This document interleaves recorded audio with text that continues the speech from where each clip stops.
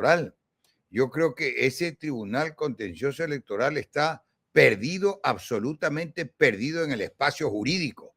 Y yo creo, lo dice la propia Constitución, y lo dice en dos partes. Primero, cuando habla del juicio político por el artículo 129, y después concretamente cuando habla del Tribunal, del Consejo Nacional Electoral y del Tribunal Contencioso Electoral, en el artículo 222 por ahí, la propia Constitución, son sujetos de juicio político.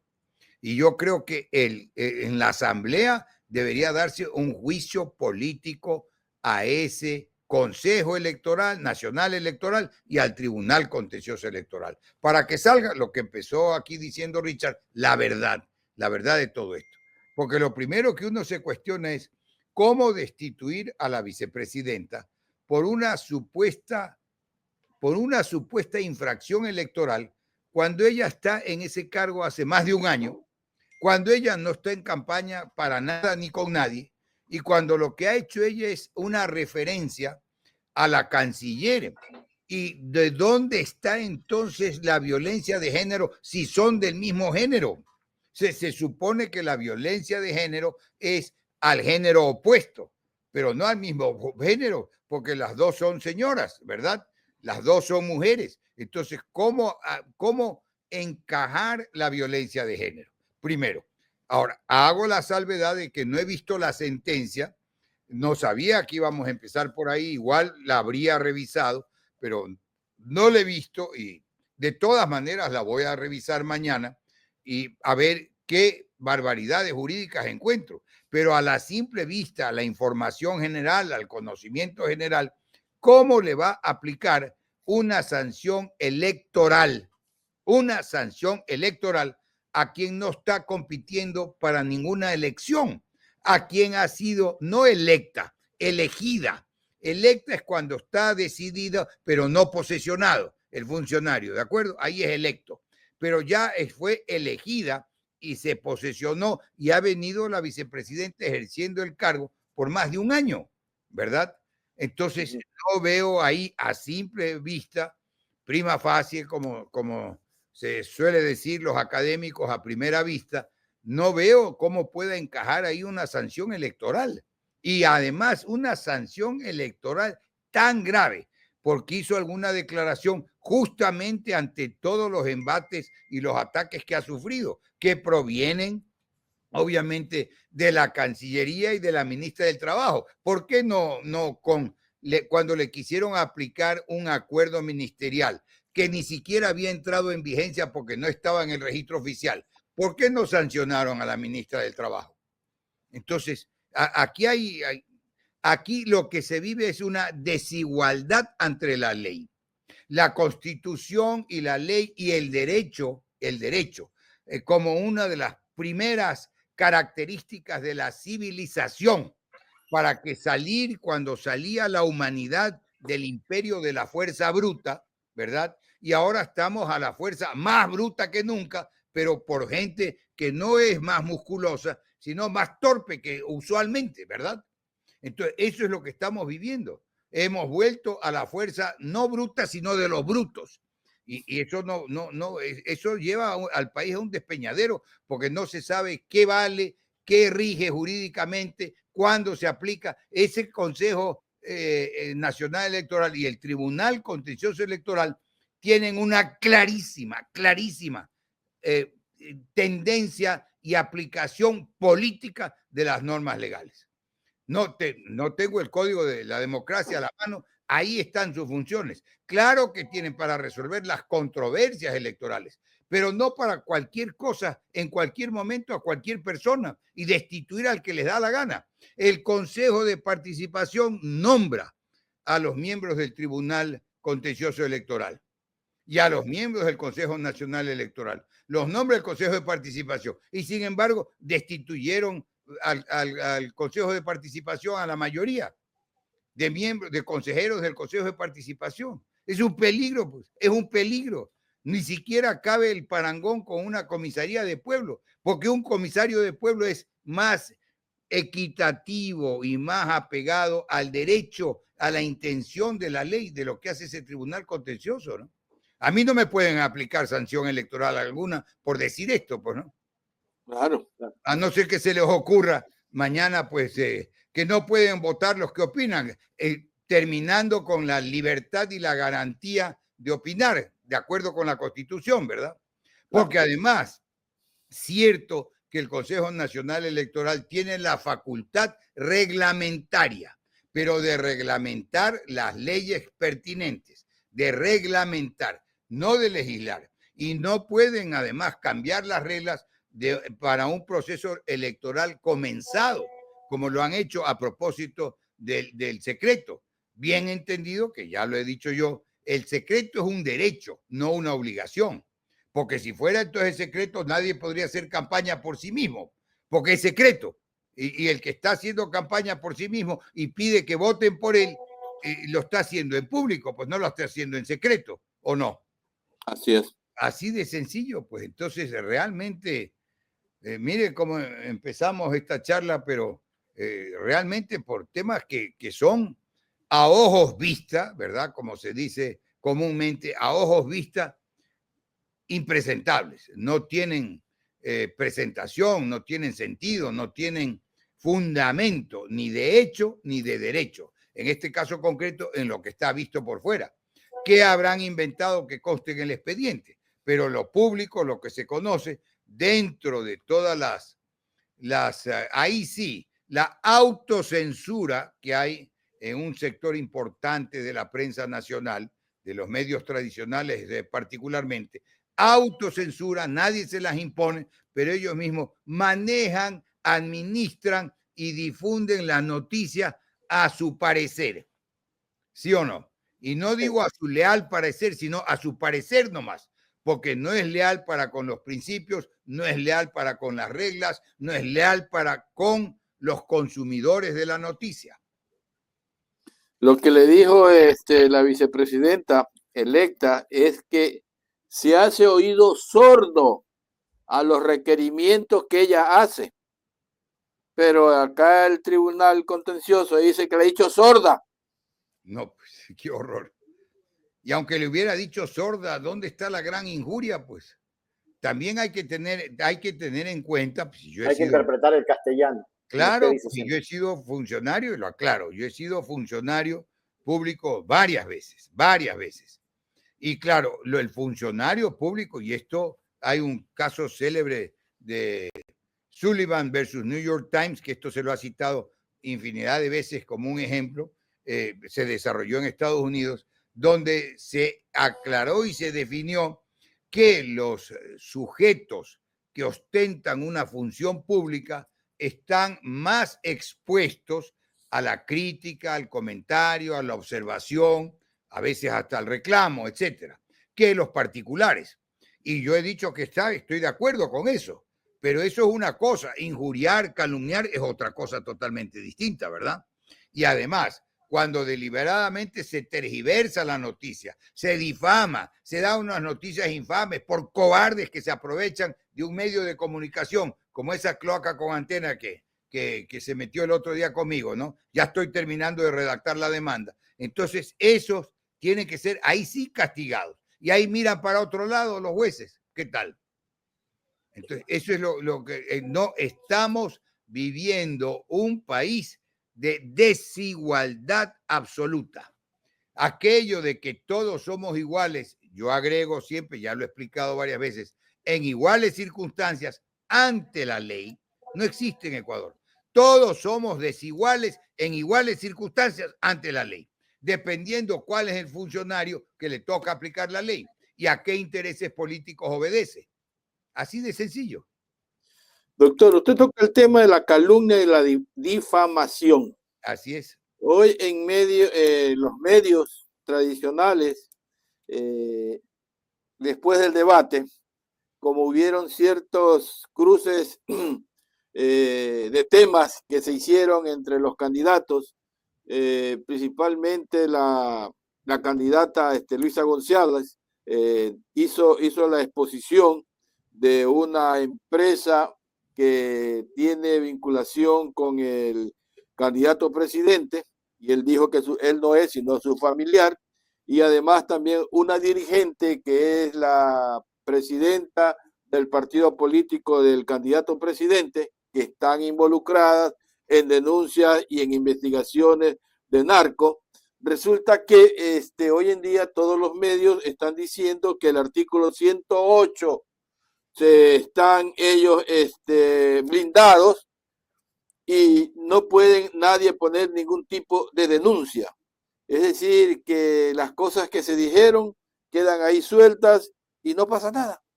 ¿Artículo 108 de qué? Del Código de la Democracia. Ah, del Código de la Democracia. No lo tengo lamentablemente a la mano, pero habría que revisarlo. No lo tengo ni a la mano ni tan en la memoria. Lo he tenido en otras entrevistas aquí conmigo. La ley electoral, Código de la Democracia, pero claro, ellos que tienen los funcionarios del Consejo Nacional Electoral y del Tribunal Contencioso tienen inmunidad, pero inmunidad durante el periodo electoral. Terminadas las elecciones, ¿verdad? Y proclamados los resultados, vuelven a ser sujetos de cualquier tipo de enjuiciamiento. Y particularmente los jueces podrían ser, como cualquier juez, sujetos de prevaricato, que es un delito que está también tipificado en el Código Integral Penal. Los jueces cometen prevaricato haciendo lo contrario de la ley, de lo que la ley manda, o simplemente no haciendo lo que la ley dispone, ¿no? Entonces, o sea que estamos viendo, doctor, que los candidatos se pueden dar su opinión, pero debe ser con sustento. No puede hacer una acusación sin sustento. Pero si está eso con sustento, debe de pasar o después de las elecciones o inmediatamente hacer una investigación. Claro, bueno, no, es que los candidatos también durante el periodo electoral, eso era, como usted sabe bien, un debate. Y los candidatos también durante el periodo electoral tienen inmunidad. ¿Sí me explico? Porque si no, pues tiene que en ciertos discursos efervescentes, con más ánimo, con más entusiasmo, con más emoción, se pueden a veces escapar ciertas palabras, que no es lo mismo que deliberadamente, premeditadamente, con alevosía, con ventaja, aprovechándose el descuido de la otra parte, se agarra y se lo, como hizo conmigo esa cloaca con antena de Teleamazonas, ¿verdad? Cobardes que son. Entonces ahí es distinto. Ahí sí incurren en difamación, en falsa imputación. La calumnia se diferencia de la injuria porque la calumnia es la falsa imputación de un delito, mientras que la injuria es el mero insulto. ¿Está claro? Esa es la precisión en materia penal. Pero claro, se pueden cometer mientras existe la inmunidad. No es que después se regresa cuando se pierde la inmunidad a tratar de hacer valer o perseguir un acto que fue hecho o dicho en un periodo de inmunidad. Claro, eso tiene que ser también pues manejado con el respeto. El punto de partida es el respeto, ¿no? Y en cuanto a la ley, el punto de partida es también el respeto a la ley. Doctor, ya que usted trae a colación el caso de Teleamazonas, a nosotros también nos sorprendió de que ellos tomen supuestamente de los chats, donde sale que usted también pertenece al asunto del correísmo y que está mezclado con la Liga Azul y que querían que usted sea el contralor, cuando la realidad que usted ha expuesto aquí 2 y 3 veces en cuanto a que le metieron documentos falsos, se le hicieron horrores para que usted no llegue a ser el contralor del país. Eso no lo dijeron. Lo dijeron es que usted forma parte de. Así que, doctor, ¿cómo es esto, doctor? Claro, no lo dijeron por el odio enfermizo a Correa. Y a mí lo que se me imputaba, lo que se me pretendía imputar para que sea válido en contra de mí es que era partidario de Correa. Ya no sabían qué inventar, ¿me explico? Y no tienen que inventar. Y tampoco es fácil meterse conmigo, pues, Lucho, pero ya verá cómo termina esto, ¿no? Pero es así, claro, pues es tan sencillo como eso. Y además, ya que usted trae este tema a colación, yo voy a hacer en este momento una reflexión para que la conversemos y la veamos.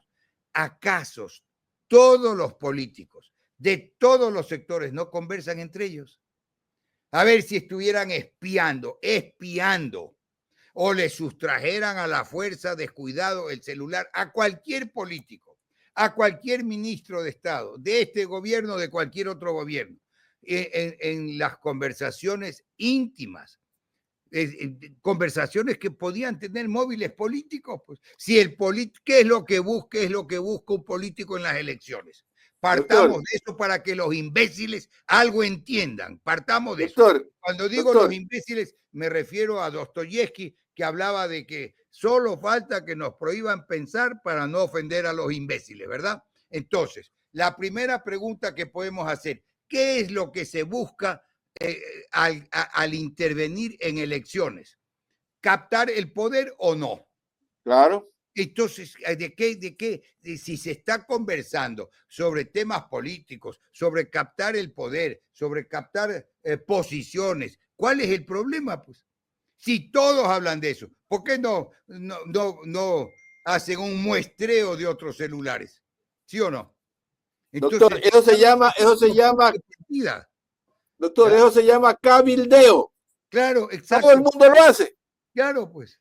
Y todo el mundo desde la junta parroquial, desde el comité del barrio, se ponen de acuerdo antes de entrar a una sesión. Claro, pues. Y se conversan y se hablan dónde van a hacer la campaña, qué planteamientos se van a hacer, cuáles van a ser los temas principales del discurso, cómo se habrán preparado para el debate también, pues cómo se prepararon ambos candidatos para el debate, ¿verdad? Entonces, ¿cuál es el problema? Pues, ¿cuántas conversaciones habrá tenido el presidente de la República desde su celular y la otra candidata, Luisa González, desde su celular, con amigos, con partidarios, etcétera, etcétera? Entonces, ¿cuál es el problema de eso? Porque ahí, en lo que ha salido a la prensa, no se ve pues que haya un delito flagrante, una cosa grave. ¿Cuál es el punto ahí? ¿Sí me explico? No se planea nada irregular, nada grave. Pero eso es lo que vivimos, la desigualdad plena ante la ley. Y además, ¿cómo obtuvieron ese celular? En una forma totalmente está filmado. Vergonzosa, vergonzosa. Está filmado. Así es, doctor. Sí. Richard. Sí, señor. Ahora, la impunidad sigue activa en el Ecuador. Ahora mismo estaba viendo en la cuenta de X, doctor, que le han quitado la vida a un jefe de seguridad del puerto de Guayaquil, que aún no dan el nombre por motivos de reserva, pero porque ha denunciado, entre otras cosas, que había no lo puedo decir así porque YouTube censura, pero había denunciado que había el polvo blanco que lo estaban traficando en un puerto de un conocido hombre del banano en el Ecuador. Entonces, ¿qué pasa allí cuando estas cosas se dan? ¿Quién nos gobierna realmente, doctor? Yo no quiero pensar que este sea un gobierno de mafia, porque estaríamos hablando de que esto solamente se daba en la época de los sicilianos en Italia, y hoy está aquí en el Ecuador, tan crudo, tan real aquello, que un funcionario que quiere ser honesto pierde su vida. Claro, y eso ha pasado, claro. Hay jueces que justifican su actitud, hay jueces que justifican sus sentencias torcidas por amenazas contra su vida. Y verdad, y en Colombia usaron mucho tiempo, no sé si lo sigan haciendo, lo que se denominaba los jueces sin rostro, para que no se sepa cuál era el juez que había dictado una sentencia contra ciertos delincuentes, básicamente pues en el área esa del narcotráfico, ¿verdad? ¿Por qué? Porque entonces el juez corría riesgo la vida del juez, si es que tenía que dictar una sentencia aplicando la ley. Entonces, y aquí se ha hablado, no hay, pero varias veces se ha hablado de eso de los jueces sin rostros. Eso es básicamente en materia penal, ¿no? Pero realmente vivimos un estado de inseguridad en todo sentido, porque usted lo que anota es gravísimo. Pero, y eso afecta a, no solo pues afecta a los nacionales, afecta a la economía como tal, a los ingresos del país, porque la inversión extranjera, ¿cuál sería? Que la necesitamos, porque el país para desarrollarse, miren a dónde vamos llegando y sentando ciertas afirmaciones que son muy particularmente mías, pero trato de explicarlas con certeza. Hay solo dos maneras de desarrollar un país: con la inversión pública o la inversión privada. La inversión pública, y van de la mano, es fundamental, ¿verdad? Y a su vez, esa inversión privada puede ser nacional o extranjera. Y la necesitamos, el país la necesita. La inversión privada genera trabajo, genera producción, genera exportaciones que nos permite contar con las divisas que necesitamos para nuestra parte, importar lo que no producimos. Así de sencillo, ¿verdad? Y entonces, y la inversión privada genera todo ese efecto multiplicador que termina en el último eslabón de la cadena productiva, si queremos poner en esa área, es la exportación. Pero en la exportación intervino, hablemos de un producto agrícola o agropecuario, intervino la agricultura, intervino la movilización, intervino la mano de obra, intervino toda la última etapa hasta que llegó al puerto. Y en el puerto intervino la compañía naviera que llevó esos productos al exterior. Se dan cuenta la cadena productiva que está de por medio. Y eso es importantísimo para el país. La inversión pública es fundamental también, porque con la inversión pública se hacen las carreteras, los puentes, y eso genera una mano de obra tremenda. Contribuyó básicamente ese desarrollo acelerado de Estados Unidos en los años 30 para combatir, salían de la recesión, y creo que fue FDR, Franklin Delano Roosevelt, el presidente, que decidió invertir en muchísimas carreteras que contribuyeron tremendamente al desarrollo de Estados Unidos, la integración nacional, etcétera, etcétera. Entonces hay que ver las cosas así. Y eso, la primera inseguridad que afecta a esas áreas es la inseguridad jurídica. Y hoy, porque no se sabe, el inversionista extranjero, para poner un ejemplo, que va a arriesgar su capital en un país inestable, que ahora se agrega la inseguridad física, la inseguridad material, ¿verdad? De que lo pueden asaltar, matar en cualquier momento. Va a pensar dos veces en arriesgar para obtener 1 o 2 puntos de diferencia con lo que podría tal vez obtener en su país, en el banco de la esquina. ¿Sí me explico? Entonces hay que darle incentivos, hay que darle lo primero, seguridad jurídica y seguridad física. Ahí vamos a contar con la inversión nacional y la inversión extranjera, la legítima, la que pague impuestos, la que contribuya realmente para el desarrollo del país, transfiriendo tecnologías, transfiriendo oportunidades, transfiriendo mercados, etcétera. Esa es la que necesitamos. Y eso hay que darle garantías para que venga, porque si no, se queda en su casa, se queda en los países más seguros. Si hoy por hoy los países pelean por obtener esa inversión extranjera, y Ecuador va a la saga, Ecuador está en los últimos años a la saga totalmente en eso, porque no hay estabilidad jurídica, no hay seguridad jurídica, y ahora se agrega la inseguridad física, material. No sé si me extendí, Lucho, Richard, pero sí, creo que era importante anotarlo y destacarlo. Sí, ¿no? Sí, estuvo bien. Ahora, inseguridad jurídica, inseguridad en todos los lados. Y la inseguridad constitucional, porque a la Constitución no se la respeta, por lo tanto se vuelve una Constitución insegura. Pero, doctor, más que aquello, la misoginia se ha hecho más fuerte. No quiero nombrar al innombrable, pero acabo de recibir este mismo momento un comunicado a través de X. Me dijeron: Richard, por favor, trate de compartirlo y pregúntele al doctor. Ya voy a compartir la pantalla a nuestros amigos. ¿Qué pasa con esta situación que se está dando de parte del señor Daniel Noboa? La comunicación dice de Gabriela Colbán Smith: hace 2 días no puedo hablar con mi hija.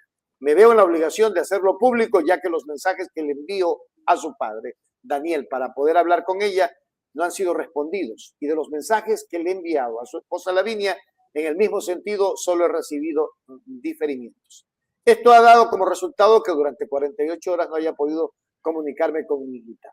Estas cosas son durísimas y me preocupa sobremanera que se estén utilizando un tanto como para manejar el tema político. ¿Qué pasa con esta situación, doctor? ¿Qué se tiene que hacer? ¿Cómo se tiene que inducir a que la gente no entienda mal el tema? Porque es una mujer desesperada y yo entiendo que una mujer desesperada busca estar con su hija. No va a estar utilizando a la hija políticamente. No sé realmente, Richard. Ese es un tema delicado, es muy personal, personalísimo. Yo sé muy bien quién es la familia Goldbaum, la chica, sus padres, su familia. Yo conocí al abuelo, al abuelo, al primero, al más antiguo de los Goldbaum que llegó acá, ¿no? Yo era jovencito cuando lo conocí, el señor ya trabajaba en seguros, tenía una compañía de seguros. Y a propósito de eso lo conocí, una familia decente que ha colaborado con el país. Y a ese tema, pues bueno, Gabriela, creo que es la chica, hizo su presentación en la asamblea, ¿no? Sí. Entonces, claro, ahí está esa comunicación, pero yo no conozco, la verdad, no conozco las intimidades, las cosas íntimas, y no tengo elementos para opinar, y opinar en un caso tan personalísimo, ¿verdad? Ahora, los derechos, básicamente, los derechos de los padres, padre y madre, están en la ley, obviamente. Y en una situación como esta tendría que haberse dado una decisión judicial que apruebe un acuerdo o una decisión judicial sin acuerdo para la tenencia de los niños, ¿verdad? La tenencia de los niños o el régimen de visitas para cualquiera que sea el de los padres que tenga derecho a la visita. Entonces, esas son cosas que están regladas. Ahora, no quería entrar al tema de la intimidad, sino lo que quería indagar es que un político, un presidente, no puede utilizar a una hija para manejar políticamente el tema, porque esto sería no precisamente Daniel Noboa. ¿Cuántos presidentes podrían hacerlo de esa manera? Y se podría manejar el poder tras el poder. Claro, no, ningún presidente tendría que meter, y además honrando y respetando la independencia de las funciones del Estado, tendría por qué mezclar las cosas y ni ejercer el poder político para temas tan personales, ninguno, en ningún momento, ¿verdad? En eso genéricamente podemos coincidir, estar de acuerdo, ¿no? Ninguno en ningún momento, pero ya los temas cercanos, sí, es lo que se ha informado, que ha habido muchos juicios, muchas discrepancias, muchos conflictos alrededor del tema, ¿no? Pero repito eso, y que no estaría, obviamente, genéricamente o individualmente, no estaríamos de acuerdo en que tenga que influir el aspecto político en eso, ni mucho menos, ¿no? Pero no tengo los más detalles, ¿no? Ahora, hay un audio que está circulando, ya aparte de ese tema, del Consejo Nacional Electoral, donde se habla que la señora Tamaín está amenazada y por eso es que no actúa. ¿Hasta qué punto hay este tipo de situaciones en el país, doctor, que no solamente que cansan a la ciudadanía, sino que, o sea, ya obligan este momento a decir basta? O sea, que se siga manejando las instituciones que deben de tener su independencia desde el Ejecutivo. ¿Cómo la ve?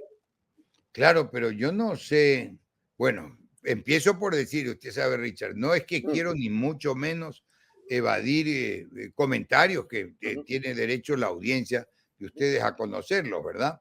Pero no he sabido de ese audio, no he sabido. Y si ella ha sido amenazada, precisamente está en la posición para denunciar esas amenazas, está en una posición de ventaja para pedir que se investigue esas amenazas, pero no puede alegar para su hacer o no hacer, no puede alegar que ha sido amenazada, porque entonces renuncie, pues, como han hecho algunos jueces, algunos funcionarios, ante las amenazas y no quieren actuar bajo amenaza o contra la ley, entonces renuncia, ¿verdad? Aquí está. Le voy a hacer de escuchar lo que influencias y dice. delincuencia organizada. Esto Oiga, nosotros les dimos todas, como dice la magia de toda la verdad, les dimos todos los puestos a los socialcristianos. No pueden decir nada. Todos los puestos de Guayas le entregamos al Cauce y al Almeida. es la voz del consejero José Cabrera haciendo gala de varios delitos. Y yo a todo ese equipo que está en Guayas ya les hubiera puesto en la basura, porque ninguno sirve. Entre todos no hacen uno. El CNE entregó la delegación electoral de todo el Guayas a los socialcristianos. Ahora se entiende muchas cosas. Ese dice usted que es el audio que circula, Richard. No, este es uno, son como 7 audios. Este es ya. uno entre los que le han entregado, y eso es delito, los puestos a los socialcristianos, o eso no es delito. El CNE no tiene A independencia. ver, este particularmente no lo había oído, ¿no? Para nada. No está tampoco muy claro. Pero, a ver, ¿qué es lo que él está haciendo un comentario político que le ha entregado a los socialcristianos? Bueno, le ha entregado a un sector político. Hay que determinar, porque muchos políticos acceden a las funciones, pues obviamente, si por eso están en política, pues no. Están, ya lo decía hace un momento, lo que se busca en política es captar el poder como premisa general, amplia y suficiente motivo para esa intervención en la actividad política. Eso es lo que se busca. Ahora, no sé, podía haber el hecho de entregarle a los socialcristianos, si fue de manera ilegal, con dedicatoria, a los socialcristianos o a otro sector político, no sé pues si qué pasó para que eso, si son mayorías socialcristianas, eso pueda constituir o no una infracción o un delito, pues que es más grave que una infracción común, ¿verdad? Tendríamos que conocer los detalles, pero eso es lo que se alega justamente para haber destituido que eran los diálogos políticos de la tal Liga Azul. ¿Qué importa el color? Pues no, ¿verdad? Pero eso es, si hay algo parecido, ¿por qué a unos le aplican y por qué a otros no le aplican, verdad? Entonces, pero no me queda claro lo que dice de manera no clara y no habla clara el audio que usted pasó ahorita, y el acento no es un acento claro tampoco, ¿verdad? Sí, es un acento telefónico. Exacto. Parece que había distorsión. Así. Adelante, Lucho, algo tenías que decir. Sí, doctor, en el debate, el candidato presidente dijo muy suelto de que va a entregar un bono a los señores militares y policías. Sabemos que hay problemas con los médicos posgradistas, donde realmente a ellos le deben los sueldos ya muchos meses. Tienen un maltrato en cuanto a su servicio que están prestando. También tienen otro problema con el CES. Además, resulta que los señores de diálisis le deben 200 millones y están reclamando. Además, el municipio de Guayaquil indicó que le deben 100 millones de dólares. Pero el señor presidente ofrece entregar un bono a los señores militares y policías por lo que ellos están puesto el pecho a las balas. Preguntamos, doctor, ¿los señores policías y militares fueron contratados para esa actividad? Los señores profesores y médicos están contratados para cumplir una función específica. No hay que darle un bono especial o aparte por lo que están realizando. Eso no está presupuestado, eso que él ofrece, porque todo lo que está en el presupuesto, ahí están los 1.500 millones que hay de déficit, y iban a sacar del asunto del Campo Sacha, que se les paralizó y todavía no lo han negado. La pregunta es, doctor, ¿cómo se puede ofrecer entregar un bono a los señores militares y policías cuando hay deuda con el municipio de 100 millones, hay deuda con las diálisis por 200 millones, hay deuda con el asunto de los posgradistas, hay deuda aquí con el León Becerra que le deben como 2 años. ¿Cómo podemos hacer? ¿O es que estamos en campaña o verdaderamente el presupuesto del Estado no sirve para nada ni las leyes? Doctor. A ver, sí, usted toca un punto importante y realmente es trascendente, porque se podría ofrecer el oro y el moro, y ahí cabe perfectamente distinguir entre ofrecer y cumplir, ¿verdad? Había un dicho muy antiguo, yo lo había dicho, yo te ofrezco, anda a ver quién te cumple. Y en materia pública, por último se puede ofrecer, si usted dice que eso se dijo en el debate, yo vi todo el debate, pero no lo tenía así de claro. Si, le creo a usted, si eso se dijo en el debate, en materia pública, el destinatario de la oferta tiene que tomarlo con reserva, porque en materia pública no puede el presidente, ningún presidente en ningún momento, en ninguna parte, puede disponer de los fondos públicos a su arbitrio. Usted acaba de señalar, lo primero es que hay un presupuesto y en el presupuesto está específicamente señalado cómo se hace el gasto, en qué cantidades y en qué sectores, ¿verdad? Para ponerlo así de general. Y cuando se destinan recursos que están para un fin y se lo destinan para otro fin, ese es un delito que en términos generales se llama malversación. No es que el funcionario se lleva la plata para él, sino que la destina a un fin distinto de lo que estaba. ¿Sí me explico? Entonces, eso es desviar los fondos a otro sector. Y eso se llama, en materia de fondos públicos, malversación. Y eso, repito, es aplicable a cualquier presidente en cualquier momento, en cualquier parte. Otros tal vez tendrán mayor diferencia, la materia penal de otros países, ¿no? Pero en este caso es más o menos general, porque para eso son los presupuestos y todos los países tienen presupuesto y el gasto público está de acuerdo al presupuesto. Entonces, eso yo no sé pues si se lo habrán explicado al presidente Noboa, pero sí sería bueno que lo tenga claro. Ahora, repito, una cosa es ofrecer. Por ofrecer no hay pena, no hay delito, pero otra cosa ya es cumplir el ofrecimiento, ¿verdad? Y lo primero para cumplir el ofrecimiento es que pueda estar legalmente en la posición de cumplir lo que se ofreció. No sé si fui claro, Lucho. Sí, sí, doctor. Es decir, cuando se hace el presupuesto, realmente debe de quedar cuadrado el presupuesto. Claro. Por eso es que queda registrado el déficit, y el déficit queda registrado por 1.500 millones, que es lo que iba a ser del campo Sacha. Y además, muy bien usted lo dice, doctor, los dineros que están en el presupuesto están basados en base a un PUA y a un PAC que son elaborados por cada una de las instituciones del Estado, claro, que se consolida para después poder enviar las asignaciones correspondientes de los presupuestos que están en cada una de las entidades y que son intocables. Podrán hacer transferencias de partidas muy distintos, pero eso están con fines específicos. Pero acá el señor presidente está haciendo, como usted bien dice, un ofrecimiento, pero hasta el momento, para que los señores militares y policías no se contenten y no gasten ese dinero sin recibirlos, primero tiene que hablarse con la verdad. ¿Está presupuestado? Claro. Ahora. Claro, y ahí hay, perdone que lo interrumpa, Lucho, es muy importante tenerlo claro también, que el presupuesto se elabora con base a los ingresos, ¿verdad?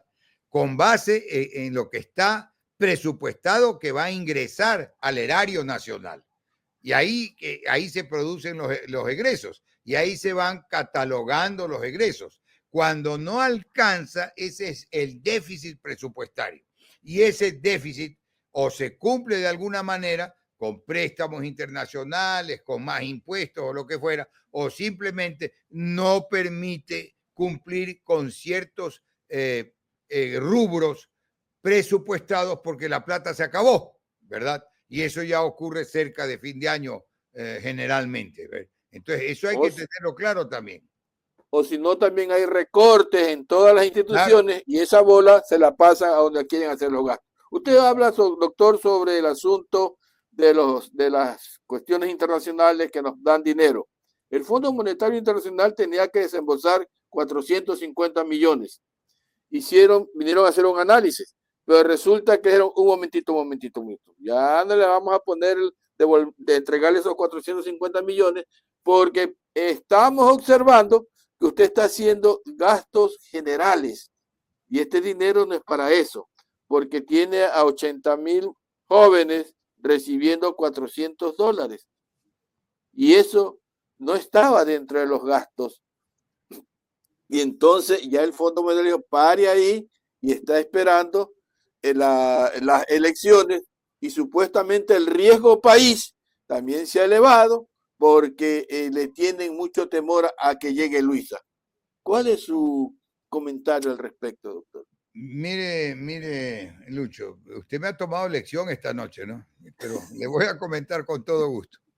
El Fondo Monetario Internacional no regala la plata, la presta.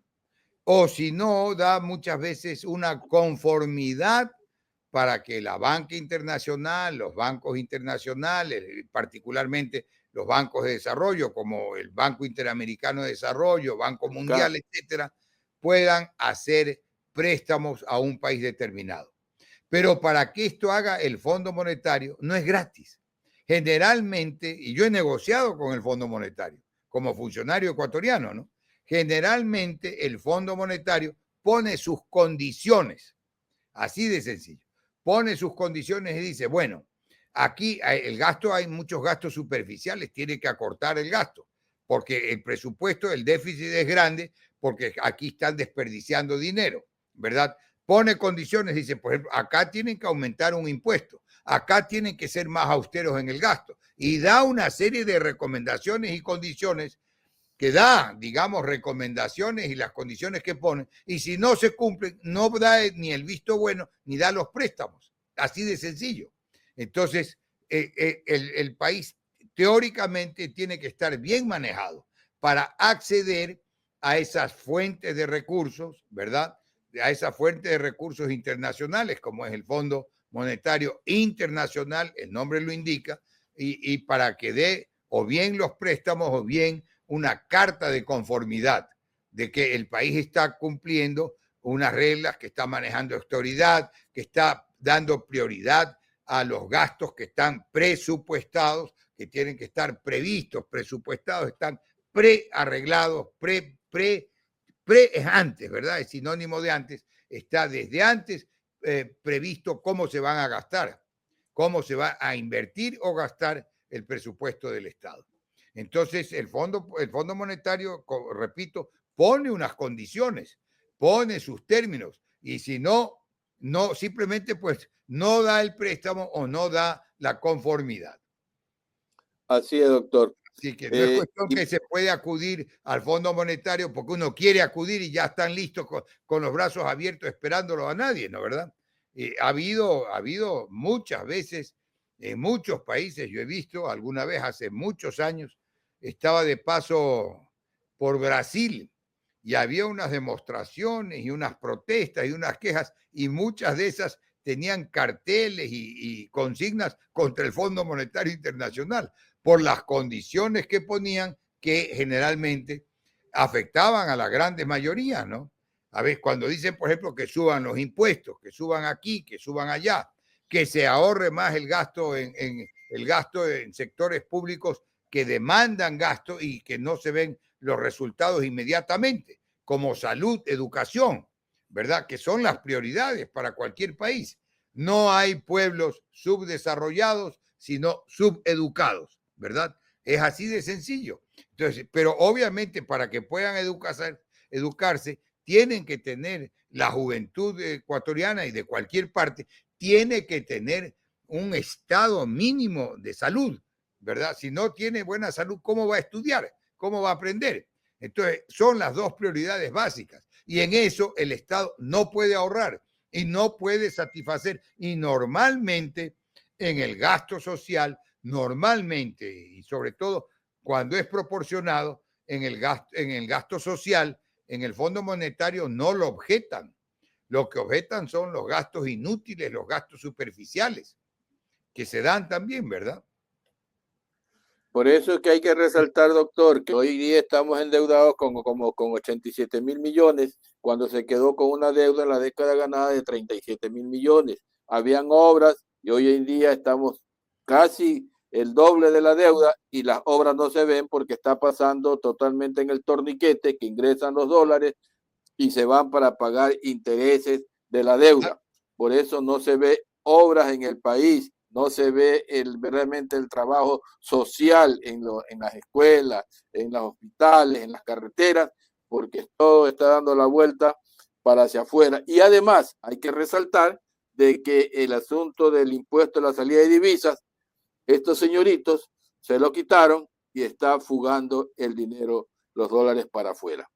Doctor, hay una nueva corriente ahora, vuelve a coger fuerza el asunto del Consejo de Participación Ciudadana y Control, que desaparezca. Vuelve a coger la ola sobre estas cosas que han pasado con el consejero Verduga, con el consejero Francolor, con el asunto de la Liga Azul. ¿Cree usted que debe de suspenderse, eliminarse o corregir algunas cosas en el Consejo de Participación Ciudadana? Yo voy a darle una opinión objetiva, Lucho. Con todo gusto, le voy a dar una opinión objetiva, una opinión seria. Como usted ha visto, yo soy normalmente serio y fundamentado en todos mis comentarios, ¿verdad? Y hay que hacerle un poquito de historia.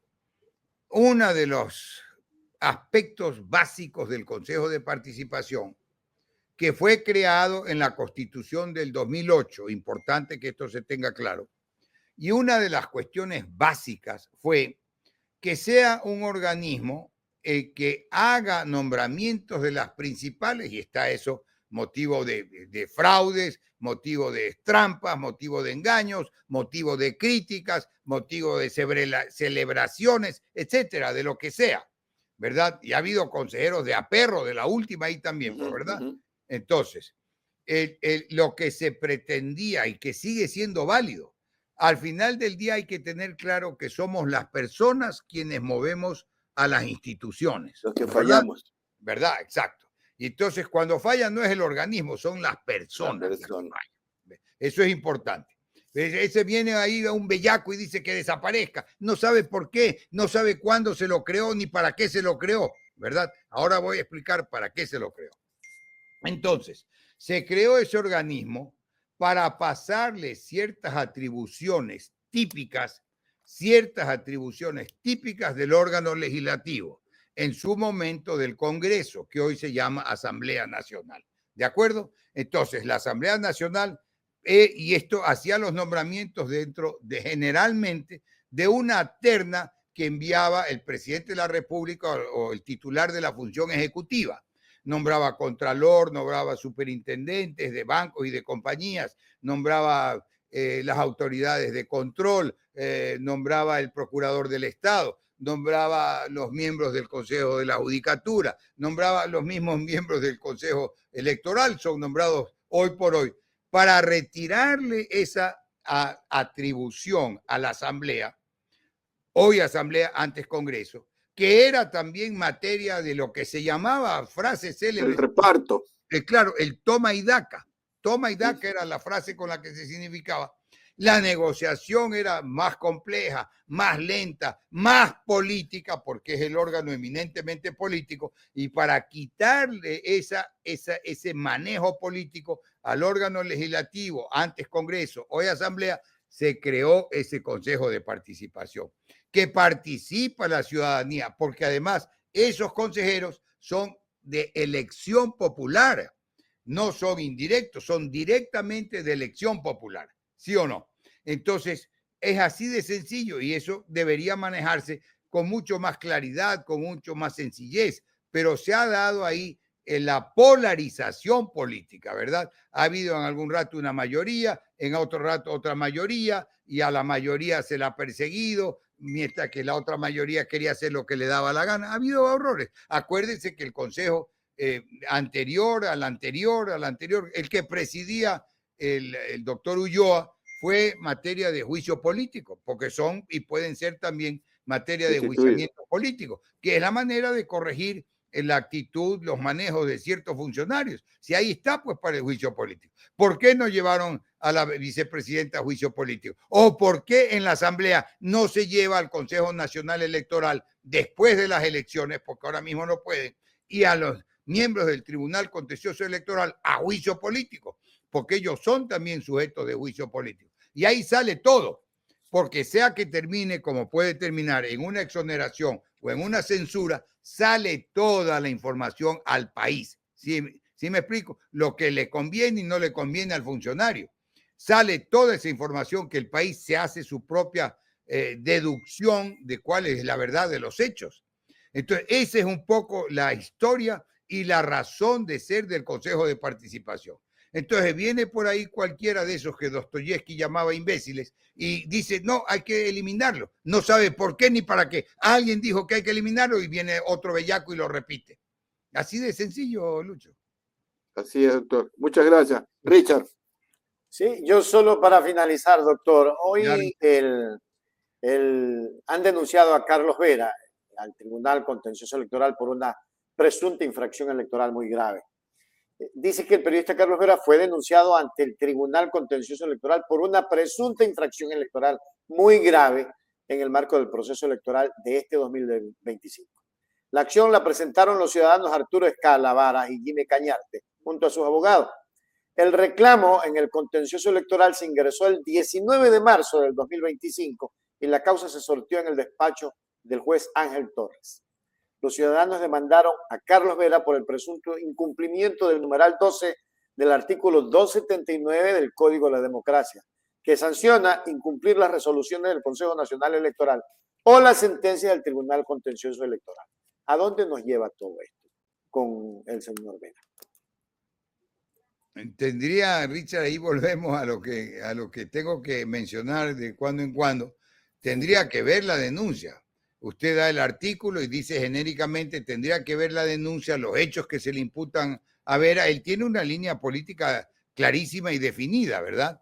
Él está generalmente en sus comentarios, está en una línea muy a favor del gobierno y totalmente en contra de todo lo que tenga que ver con la Revolución Ciudadana, Correa, etcétera.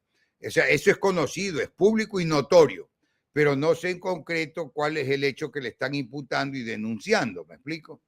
Entonces... Claro, lo que están diciendo, y lo dice un medio de comunicación nacional, es que se había dispuesto a los demandantes que aclaren y completen la denuncia, porque no especifican en qué se fundamenta la denuncia con los agravios que se habrían cometido y que se anuncien los medios de prueba. Pero ha dado 2 días de término. ¿Usted cree que el Tribunal Contencioso Electoral puede sancionar al señor Vera cuando este es parte del gobierno? A eso quería llegar. Habría que ver, ya le digo, habría que ver. Yo no creo en ese Tribunal Contencioso Electoral por la información general, ¿verdad? Entonces, podría ocurrir cualquier cosa, ya lo dije en otras palabras antes, pero habría que ver el caso concreto. Le ha dado 2 días de término. Bueno, para que aclare, podría ser suficiente para que no, si se entiende, ahí puede haber una doble lectura. Se entiende, puede entenderse que es para presionar, para mortificar, poner en dificultades al denunciante o para realmente darle agilidad a la causa. Entonces hay que ver cuál es el móvil, hay que ver cuál es la denuncia, hay que ver cuál es la parte que piden que se aclare o se amplíe, ¿no? Es difícil ahí, Richard, si más allá del marco general, usted sabe que yo no opino sin tener los elementos suficientes a la mano, ¿no?